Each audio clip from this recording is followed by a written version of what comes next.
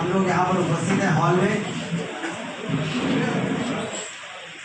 हमेशा रीवा के पत्रकार बंधुओं को बात की हमेशा चिंता रहती थी कि आप मंत्री बने हैं तो रीवा को क्या मिलने वाला है। तो सबसे पहले मैं आपको ये खुशखबरी देखना चाहता हूँ कि मंत्री बनने के बाद सबसे पहले मेरी मुख्यमंत्री जी से जो बात हुई उसमें विभाग आवंटन के बाद मैंने उनको एक पहले दिलवा दिया। फिर मैंने उनसे कहा कि संस्कृत विश्वविद्यालय की आपने रीवा में घोषणा की है, मैं चाहता हूं कि 30 सितंबर को आप उसका शुभारंभ कर दें। लक्ष्मण बाग के भव्य परिसर में भवन भी है, स्थान भी है, गौरवशाली इतिहास संस्कृत से जुड़ा हुआ भी है। वहाँ पर पूरे मध्य प्रदेश में जितने संस्कृत विद्यालय और महाविद्यालय हैं उसमें से आधे हमारे वित्त क्षेत्र में हैं और आधे फिर बाकी मध्य प्रदेश में हैं। विश्वविद्यालय उज्जैन में आपकी घोषणा के बाद खुल गया था, तब भी मैंने अशासकीय संकल्प विधानसभा में प्रस्तुत किया था कि हमारा अधिकार है ये हमको मिलना चाहिए था। मुख्यमंत्री जी ने कहा था कि अभी तो वहाँ पर घोषणा कर दिया, वहाँ पर खुल रहा है, लेकिन रीवा में भी विश्वविद्यालय खुलना चाहिए, इसके लिए ज़रूर हम फैसला करेंगे। तो मुझे बताते हुए बहुत प्रसन्नता है कि कैबिनेट की बैठक के तत्काल बाद प्रमुख सचिव उच्च शिक्षा को बुलाकर मुख्य सचिव के साथ उन्होंने बैठक किया।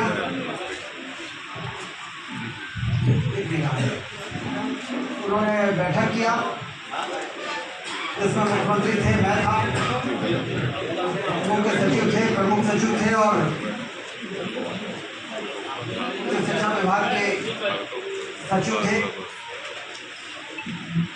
और ये तय हुआ कि तत्काल लक्ष्मण बाग में जो भवन है एसएफ के, जो वहाँ पर एक कंपनी रहती है, उसको खाली कराया जाए।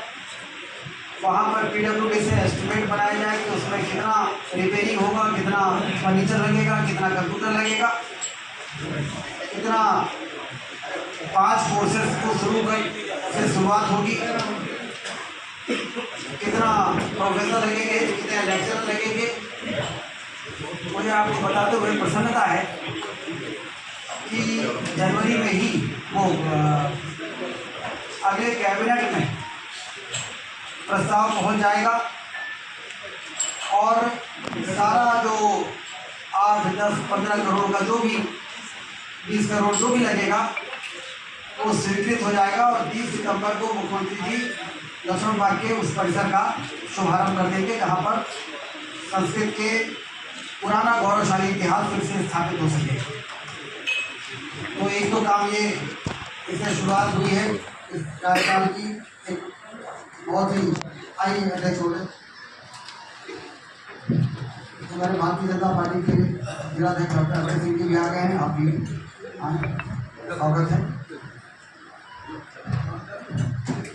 तो एक तो ये इससे ये जानकारी आपको देना इससे ज़रूरी है कि आपके माध्यम से ये बातें जब जाएंगी तो रीवा और विंध्य क्षेत्र में इस बात को लेकर काफ़ी खुशी होगी कि ये, क्योंकि उज्जैन में पाणिनि विश्वविद्यालय के जाने के बाद एपीएस विश्वविद्यालय से संबद्धता हट गई और परीक्षा के लिए अन्य कार्यों के लिए लोगों को उज्जैन आने जाने में बड़ी परेशानी हो रही थी।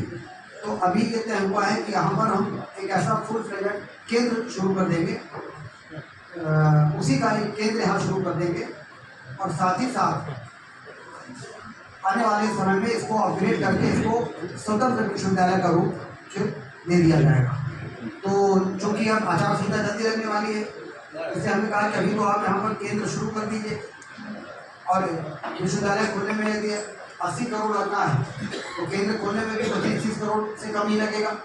तो 25-30 करोड़ रुपए का काम अभी शुरू हो जाए और फिर उसको बाद में फाइनेंस से लेकर पूरी औपचारिकताएँ पूरी करा के फिर उसको अपग्रेड, तो जो प्रेसी बनेगी जयराम शुक्ला जी ध्यान से सुन रहे हैं कि जो प्रेसी बनेगी उस प्रेसी में ये लिखा रहेगा जो कैबिनेट जाएगी कि इसको बाद में अपग्रेड किया जाएगा, तो उससे फिर वो स्वतंत्र विश्वविद्यालय का उसका जो रूप है वो उसकी दोबारा कैबिनेट में नहीं आना पड़ेगा, वही अपग्रेड हो जाएगा। तो एक ये है। बाकी आज सबको मालूम है कि भारतीय जनता पार्टी की सरकार जब से बनी है नृत्य की तस्वीर और तकदीर को बदलने का काम शुरू हो चुका है। 500 करोड़ की लागत का हवाई अड्डा बन रहा है। पहले शुरू में ये था कि 19 सीटर प्लेन चलेगा, लेकिन हमने बात किया, हमने कहा 19 सीटर प्लेन को लोग प्लेन नहीं मानते हैं, 72 सीटर से कम नहीं होना चाहिए। तो मुझे आपको बताते हुए प्रसन्नता है कि जो काम चल रहा था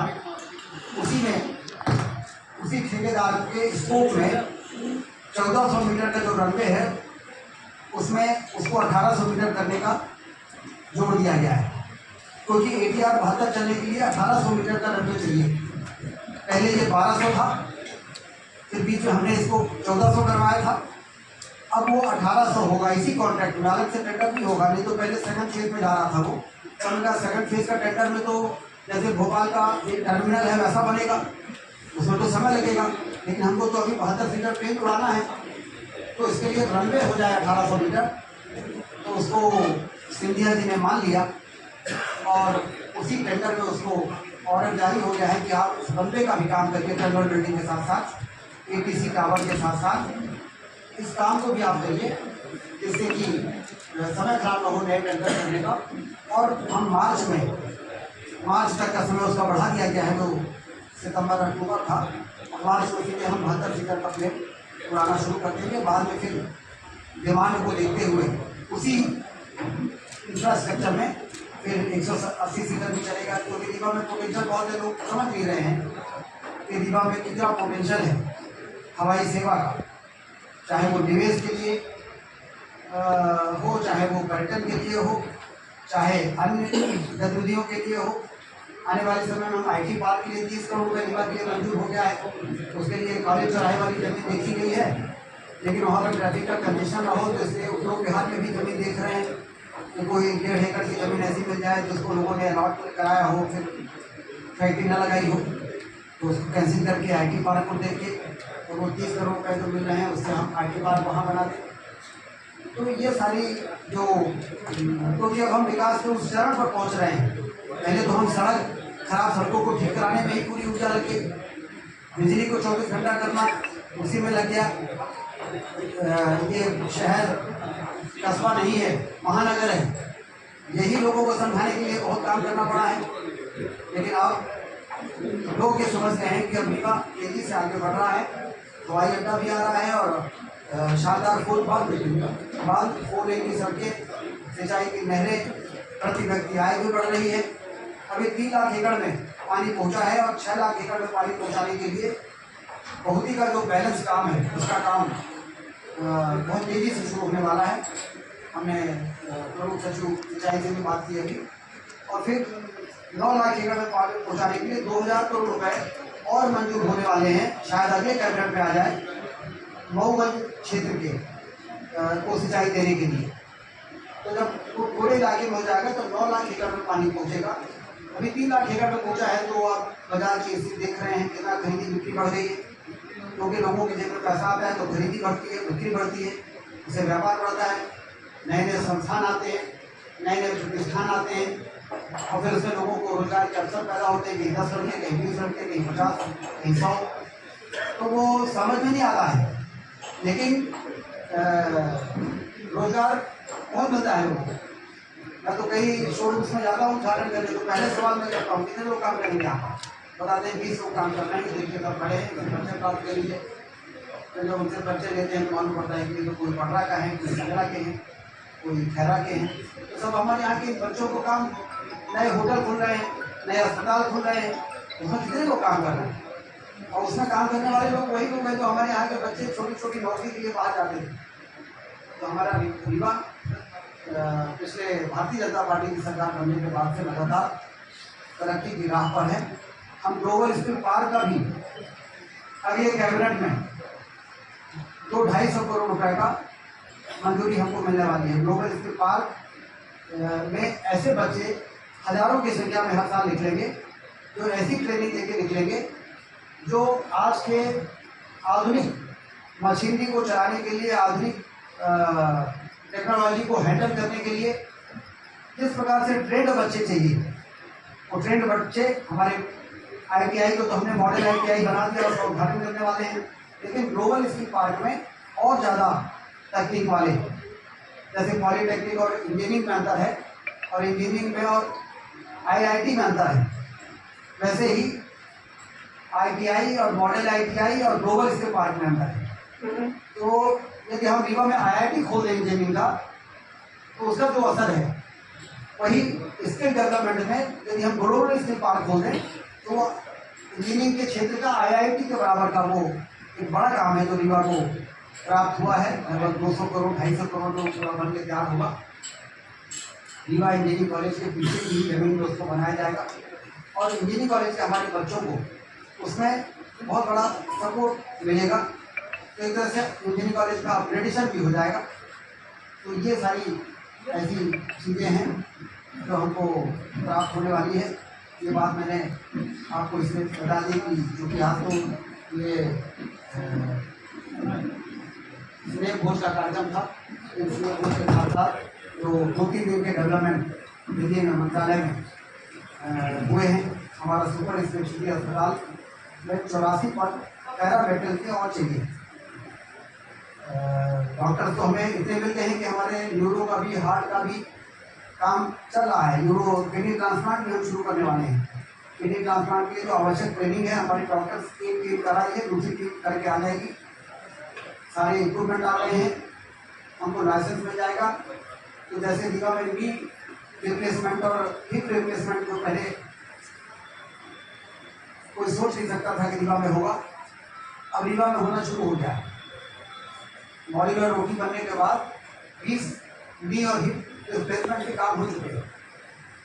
उसी प्रकार से बाईपास सर्जरी हो या एंजियोप्लास्टी हो या ब्रेन के ऑपरेशन हो, और अब किडनी ट्रांसप्लांट भी हमारे यहाँ होना शुरू हो जाएगा। डायलिसिस तो हो ही रही है, लेकिन किडनी ट्रांसप्लांट नहीं हो पाती थी, अब वो भी 15-20 दिन में शुरू हो जाएगी।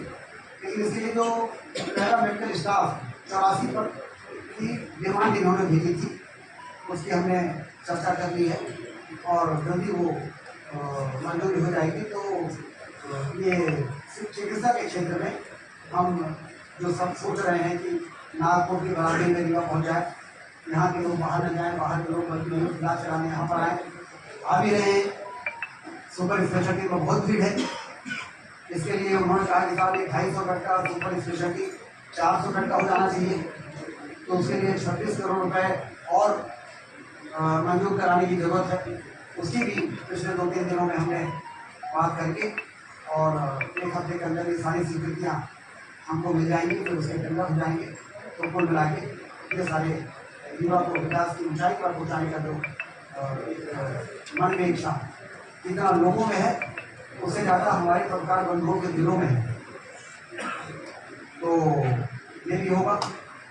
और जैसे पत्रकार वार्ता में आप लोगों ने कहा था कि जैसे जनसंपर्क मंत्री जब बने थे तो सामूहिक स्वास्थ्य बीमा वाली योजना लाई थी, श्रद्धा निधि वाली योजना लाई थी, पत्रकारों को सम्मानित करने वाला काम हुआ था, लेकिन पत्रकारों को भूखंड देने का काम नहीं हो पाया। तो मैंने कल जब विभाग की समीक्षा की तो पहला शुरुआत हमने इसी से की थी कि रीवा के पत्रकारों को मैं भूखंड देना चाहता। और इसी पे तो पहली मंशा हमने अपने विभाग में ये डाल दी। हमने कहा भोपाल में 1375 स्क्वायर फीट के भूखंड दिए गए थे। हमने पता किया था कि कितना भूखंड दिया है, बताइए कि 1375 स्क्वायर फीट के भूखंड दिए गए थे। हमने कहा कैसे दिए गए थे, उसका क्या तरीका था, क्या सोसाइटी बनाई थी, उनको जमीन दी गई थी, सोसाइटी ने फिर प्रश्न लाया तो उसको डेवलप किया था। तो फिर हमने CPR से बात की, हमने कहा इसको थोड़ा देखिए, क्योंकि ये छोटे से कार्यकाल में यदि ये बड़ा काम हो जाएगा तो ये बड़ा काम होगा। क्योंकि हमारे पत्रकार बंधु सुबह से शाम तक इस तरीके से जनता की समस्याओं को और सरकार की खामियों को और सरकार की उपलब्धियों को भी के बीच में सेतु का काम करते हैं, उसमें यदि इस प्रकार से हम कुछ इस प्रकार की योजना ला के ये काम कर सके तो ठीक होगा। तो अभी मेरे दिमाग में अभी बैठ गई है बात। उसके बाद जब सर्किट हाउस में फटकार वार्ता हुई तो उनकी बात कही गई थी, तो वो मेरे दिमाग में बैठ गई है बात। तो इसलिए मैं हर स्तर पर बात करके उसका रास्ता कैसे निकलेगा, कैसे वो जमीन का आवंटन होगा, कैसे शासन करेगा या कलेक्टर करेंगे, क्या करेंगे, इसमें बातचीत की शुरुआत में कलेक्टर को लाइन में लेकर हमने बात की वहीं से कि ये काम करना है, कोई गूगल में ढूंढिए आप कैसे अलॉटमेंट होगा। तो उस पर बातें आएंगी, कुछ लोग बताएंगे कि इसमें ये दिक्कत है, तो कुछ लोग कहेंगे ये रास्ता है। तो दिक्कत और रास्ता के बीच में रास्ता निकालना तो फिर कोई बहुत कठिन काम थोड़ी होता है। इस पर भी हमने चिंता व्यक्त की है और उसका रास्ता निकालने की हम प्रयास करेंगे। सभी को बहुत बहुत स्वागत है आज के इस भोज में। आप सब यहाँ पर आए बड़ी संख्या में। छत्तीसगढ़ राजस्थान का चुनाव जो है किस साल में हो पाएंगे? अब 18 तक इंतजार करिए, विशेष सत्र आ रहा है, सभी लोगों की नज़र उसमें है और देश हित में मोदी जी जिस प्रकार से काम कर रहे हैं, एक के बाद दूसरा फिर तीसरा फिर चौथा काम, बड़े काम, तो सोच समझ के तो वो जो भी निर्णय करेंगे वो देश हित में ही होगा। हम लोग भरोसा रखेंगे। विकास की कई इबारत आपने लिखी है, सुपर स्पेशलिटी जैसी सुविधा रीवा को मिली है, लेकिन वर्तमान हालात ये है सुपर स्पेशलिटी की कई डॉक्टर वहाँ से छोड़ के चले गए हैं, कई अभी ऐसे लाइन में हैं जो रिजाइन करने वाले हैं। कहाँ ऐसी चूक रह गई, कहाँ ऐसी व्यवस्था में कमी रह गई कि इस तरह की समस्याएं देखने को मिल रही हैं? अभी विकास की बात हम नहीं करते, लेकिन नए डॉक्टर मेरे को मिल रहे हैं। जैसे न्यूरो सर्जन हमारे पास से न्यूरो फिजिशियन नहीं है, लेकिन मुझे बताया गया कि न्यूरो फिजिशियन बहुत जल्दी हमको मिल जाएंगे। तो एक दो लोग भले किसी वजह से जाए, मुझे जानकारी नहीं आपने बताया है, लेकिन नए डॉक्टर्स हमको मिल रहे हैं तेजी के साथ। और सभी लोगों को हमने ये कहा हुआ है कि आप लोग अपने अपने संपर्कों से बात करके और इस विधा के डॉक्टर अभी हमारे पास उपलब्ध नहीं है, इसी तरीके से उनको लाइए। और उसी का ये परिणाम है कि 2000 से ज़्यादा इनकी तलाशी हो गई है और उसी का परिणाम है कि किडनी ट्रांसप्लांट की हम तैयारी कर रहे हैं। और डॉक्टरों ने जो पोस्ट के क्रिएशन के लिए कुछ अपनी आवश्यकताएं बताई थी, उसके बारे में मैंने आपसे बताया कि जो वो मांग रहे हैं वो हम उनको उपलब्ध करा रहे हैं। कुछ मशीनें ऐसी थी जो उनके पास नहीं थी, वो भी हम उनको दिला रहे हैं। लगातार अभी 1.5 करोड़ की ऐसी मशीन दिला रहे हैं जिससे रीढ़ की हड्डी से हार्ट की जो ऑपरेशन होते हैं, रीढ़ की हड्डी से संबंधित वो मशीन नहीं थी, तो वो भी रोटामोनेटर और DNA की मशीन दिला रहे हैं। तो कुल मिला के मैं तो बहुत आसान भी शुरू किया, हमारा सुपर स्पेशलिटी वरदान साबित हुआ है, आगे और ज़्यादा वरदान साबित हुआ। हार्ट के लिए मतलब पूरे देश में मतलब मध्य प्रदेश की स्थिति अच्छी थी, हार्ट के जो मरीजों का यहाँ पे ऑपरेशन व्यवस्थाएँ बनी, इसमें से डॉक्टर LP सिंह और डॉक्टर प्रदीप कुर्मी, अभी आज एक डॉक्टर अंकित सिंह, उन्होंने आज रिजाइन किया। डॉक्टर अंकित सिंह, हम पता करेंगे क्या बात है। मंत्री जी, आपने भूखंड के लिए पत्रकारों के लिए कहा है, पत्रकारों की बड़ी समस्या है अधिमानता का होना और छोटे मझोले समाचार पत्रों के लिए विज्ञापन न मिलना, बड़े अखबारों की मिलता है, तो इस पर भी क्या आप कुछ करेंगे? बिल्कुल करेंगे। ये यदि अधिमान्यता की हम कोशिश करेंगे कि उनकी अधिमान्यता हो सकती है और अभी नहीं हुई है, उनकी अधिमान्यता हो जाए तो अधिमान्यता कमेटी है वो इस पर काम करे और छोटे मझोले अखबारों को जो विज्ञापन की पात्रता है वो देना चाहिए। सर, मेरा एक सवाल है, आपने एक नए मॉडल के साथ काम करने की बात की कि टाइम फ्रेम बहुत कम है लेकिन चीज़ों को करना है। 39 लाख बेरोजगार रजिस्टर्ड हुए मध्य प्रदेश में और गवर्नमेंट ने जो डेटा दिया उसमें मात्र 21 लोगों को रोजगार मिला, 80 लाख एक रोजगार पे खर्च हुआ। ये चूंकि गवर्नमेंट ने एक्सेप्ट किया था और अभी आपने जो IT पार्क और तमाम चीज़ों का जिक्र किया, ये जो सरकार ने पहले पहल की और उसमें वो चीज़ें नहीं कर पाए, अब बहुत कम टाइम फ्रेम बचा हुआ है, कैसे किस मॉडल के साथ कैसे आप एम्प्लॉयमेंट की अपॉर्चुनिटी यहाँ पे स्टैब्लिश होगी, क्योंकि 39 लाख रजिस्ट्रेशन मात्र 21 लोगों को उसके तहत रोजगार मिल पाएगा। स्किल्ड तैयार करना, चूंकि जैसे सोलर प्लांट का जिक्र होता है तो प्राइमरी लेवल भी ये देखा गया कि वहां पर जो वर्किंग है उसके लिए उतना कैपेबल ह्यूमन रिसोर्स हम नहीं खड़ा कर पाएंगे। तो ऐसे में तो तमाम चैलेंजेस रहेंगे फ्यूचर में भी। रीवा की जो तस्वीर बदली है, उससे जो व्यापार बढ़ा है, उसमें यदि हम आप आंकड़े देंगे तो कितने लोग रीवा में काम कर रहे हैं, चाहे वो अस्पतालों में हो, चाहे वो स्कूलों में हो, चाहे वो व्यापारिक प्रतिष्ठानों में हो। अब आप कल्पना कर सकते हैं कि ऑटोमोबाइल के इतने एजेंसी रीवा में आ गए हैं। उसे ऑटोमोबाइल वाले बता रहे थे कि हमें कहा कि आप लोग रोज एक कंपनी के 2 शोरूम खोल रहे हैं, 3 4, तो उन्होंने बताया कि चारों फायदे में चल रहे हैं। जबकि मध्य प्रदेश के कई ऐसे शहर हैं जहाँ पर उन्हीं की कंपनी के ऑटोमोबाइल के एजेंसी घाटे में है, लेकिन रीवा में चारों फायदे में। आर्थिक क्रांति का ये नमूना है। और हम उद्योग क्रांति की भी बात कर रहे हैं। उद्योग क्रांति के मार्ग में आड़े आ रहा था हवाई अड्डा, वो भी हम बना रहे हैं। हम पर्यटन क्रांति की बात कर रहे हैं। पर्यटन क्रांति के मामले में आड़े आ रहा था हवाई अड्डा, वो हम बना रहे हैं। एक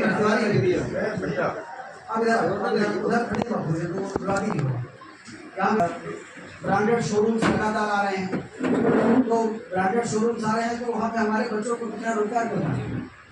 सोलर प्लांट की जो बात आपने कही है, सोलर प्लांट जब बन रहा था तो 1000 से ज़्यादा लोग काम कर रहे थे। उसमें हो सकता है 10-15% लोग बाहर के रहे हों, लेकिन बाकी सब हमारे यहाँ के थे।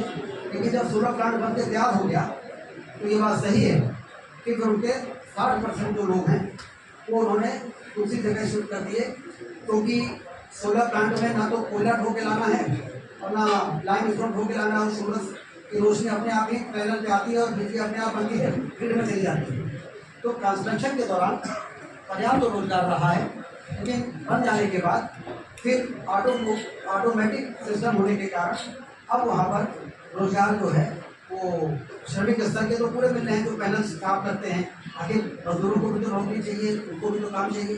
तो श्रमिक लेवल के लोग हैं और बाकी जो उनके कंट्रोल रूम है उसमें 60-70 लोग हैं, टेक्निकल जो लोग हैं, और 3 प्लांट हैं तो करीब 200-250 लोग उस प्रकार के हैं। और बाकी 300-400 लोग श्रमिक चौकीदार से लेके और पेड़ों की सफाई से लेके। तो यदि सोलर प्लांट नहीं बनता और वहाँ पर बंजर जमीन नहीं आती तो 300-400-500 लोग जो वहाँ काम कर रहे हैं वो कहाँ उनको काम मिल पाता। तो हम उससे देखें, हम 2000 की बात करेंगे तो हमें लगेगा 500 कम है, लेकिन यदि सोलर प्लांट नहीं होता तो 500 को भी नहीं मिल पाता। यदि टाइगर सफारी में 100 लोग काम कर रहे हैं, यदि टाइगर सफारी नहीं बना होता तो 100 लोगों को कैसे काम मिल पाता। सुपर स्पेशलिटी में अकेले हमने 300 लोगों की भर्ती कराई है, जिसमें पैरामेडिकल की बात कर रहा है। संजय गांधी में भी इतने पद खाली थे, उनकी भर्ती हुई। तो जब आर्थिक क्रांति आती है उस दिशा में अभी 3 लाख एकड़ की हमने पानी पहुँचाया है। अभी 9 लाख एकड़ में पानी पहुँचाएंगे तो आपकी बेरोजगारी की समस्या पूरी तरह से दूर होगी। स्टार्टअप हर 3 महीने में स्वरोजगार योजना के तहत, अभी रोजगार दिवस में आपने लोग गए कि नहीं गए, रोजगार दिवस में स्वरोजगार और मुख्यमंत्री उद्यम क्रांति योजना और प्रधानमंत्री उद्योग संवर्धन योजना के अंतर्गत 106 करोड़ रुपए हमारे यहाँ के बच्चों को जो रोजगार देने वाले होंगे, तो 10-10, 20-20, 30-30 लोगों को रोजगार में रखेंगे, उनके लिए इंडस्ट्री लगाने के लिए 106 करोड़ रुपए दिया है। इसके पहले 3 महीने पहले भी 100 करोड़ दिया, उसके पहले भी 100 करोड़ दिया। मतलब साल भर में 3 महीने में हो रहा है तो हम 400-500 करोड़ रुपए तो उद्योग लगाने के लिए दे रहे हैं। मुख्यमंत्री उद्यम क्रांति, क्या उनको गिनती में नहीं आएगा? क्या वो रोजगार की दिशा में देने के लिए हमारे यहाँ के युवा इन योजनाओं का लाभ लेके अपने उद्योग स्थापित कर रहे हैं? क्या वो हमारे आंकड़ों में नहीं आएगा? और यदि इस प्रकार से हम उसको करेंगे तो अब वो स्थिति नहीं है। रीवा में एक समय ऐसा था कि हमारे यहाँ के बच्चे भूटान 4-4-5 हज़ार की नौकरी के लिए लाइन लगाते थे, गेट लड़ाते थे कि जेबी में रखवा दीजिए। तो जेबी में बात करते थे तो कहते साहब यहाँ जगह नहीं है, भूटान भेज देते हैं। भूटान जाने के लिए बेचारे मजबूर हो जाते थे। ऐसे ही नागपुर के जो छोटे छोटे होटलों में छोटी छोटी नौकरियों के लिए हमारे यहाँ की सबसे ज़्यादा भीड़ रहती थी। आज नागपुर वाले कहते हैं कि अभिनवा में तो अभिनवा के लोग कब आते हैं, क्योंकि उनको यहीं पर एडजस्टमेंट उनका होने लगा है। अभी ये पिछले 20 वर्षों से जो तस्वीर बदली गई है उसका ये परिणाम है। और मैंने आपसे शुरू में कहा कि अभी 30% काम किया है, 3 लाख एकड़ में पानी पहुँचा, हमें 9 लाख एकड़ में पानी पहुँचाने के लिए हम हवा में बात नहीं कर रहे हैं।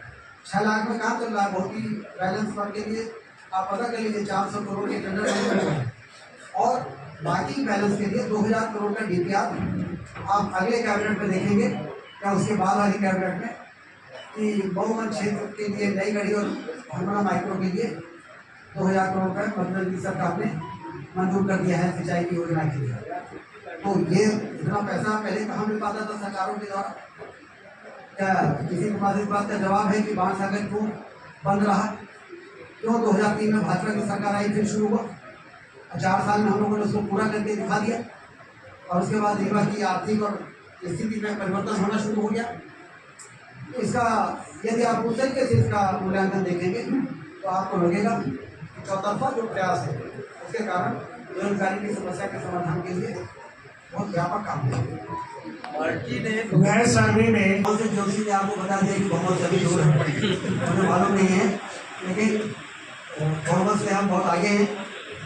15 महीने की सरकार, कमलनाथ की सरकार यदि नहीं आई होती, यदि 15 महीने की कमलनाथ जी की सरकार नहीं आई होती तो शायद लोग अंतर को समझने में भूल कर सकते थे। लेकिन 15 महीने की सरकार ने याद ताज़ा कर दिया उनके किस प्रकार से राज करते हैं वो लोग और हम लोग किस प्रकार से काम करते हैं। इसलिए मुझे नहीं लगता कि जो कभी 2018 में रह गई थी अब वो 2023 के चुनाव में रहेगी।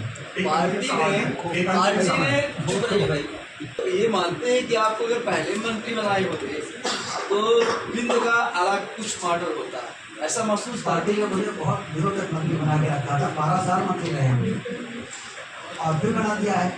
और जब मंत्री नहीं भी बनाया था तो आप लोग कहते थे कि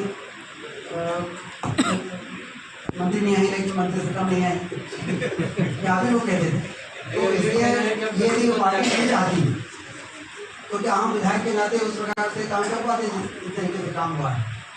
तो इसलिए हमारा जो नेतृत्व है वो सही समय पे इसको कहाँ क्या काम लेना है ये निर्णय करता है। हम लोग को हर परिस्थितियों में काम करने के लिए बैठने को प्रेर देते हैं। आप बीते दशकों और आज की स्थिति में वो फर्क कहने की जरूरत नहीं है, हर कोई महसूस कर रहा है, इसमें कहीं कोई संदेह नहीं किसी को भी। आपके जनसंपर्क मंत्री बनने पर जो उपलब्धियां प्राप्त हुई वो बीते दशकों में नहीं हो पाई थी, चाहे वो नई जनसंपर्क नीति हो, नई विज्ञापन नीति हो, अधिमानता में तहसील स्तरीय अधिमानता का काम शुरू हुआ, भोपाल का पत्रकार भवन का पुनर्निर्माण और विकास प्रस्तावित है। इसी प्रकार सम्मान और पुरस्कारों में बिंद को रीवा को स्थान मिला। निसंदेह दो बड़े काम रह गए। एक बड़ा काम जो आप इस स्थिति में ला चुके थे कि सिर्फ घोषणा होनी थी कैबिनेट से पारित होकर, पत्रकार सुरक्षा कानून, वो रुका रह गया जो कहते हैं स्थिति में। और दूसरा आपका संकल्प था और हम लोगों की अभिलाषा थी भूखंड की, तो आज भूखंड के आश्वासन से ये अभिलाषा तो पूरी होती नजर आ रही है। हम लोग पूर्णतया आश्वस्त हैं। स्थान, आकार, प्रकार सब आप पर निर्भर करता है, हम लोगों का पूरा भरोसा है। कुछ और बातें हैं पत्रकारिता से जुड़ी हुई, जैसे आपने शुरू कराया था पत्रकारों का कौशल उन्नयन के प्रशिक्षण के कार्यक्रम, वो कई सालों से रुके पड़े हैं, जनसंपर्क विभाग के माध्यम से हो रहे थे, उन्हें करना, द्विपक्षीय त्रिपक्षीय बैठकें बीच बीच में संपर्क संवाद बढ़ाते रहना और इसका आवंटन और बढ़े ताकि पत्रकारिता का जो स्तर है, रीवा का गौरवशाली इतिहास है, गरिमा है, उसमें और उन्नयन हो सके। पत्रकारिता में जो नई प्रतिभाएं आई हैं उनमें निखार आ सके और माखनलाल चतुर्वेदी पत्रकारिता विश्वविद्यालय का रीवा परिसर जो 2023 का होने जा रहा है, इसमें कितनी सीटों की आप उम्मीद करते हैं? कितनी सीटें पे, मतलब 24 से 24 में 26 मान ली, 26 सीटें। बहुत बहुत धन्यवाद। हो रहा है तो मानिए। जो उस समय पर जब आपको नेतृत्व दिया गया, चूंकि आपको 1 महीने में जो है इन्होंने शिवराज सिंह चौहान ने मंत्री बनाया। निवेदन करना यह है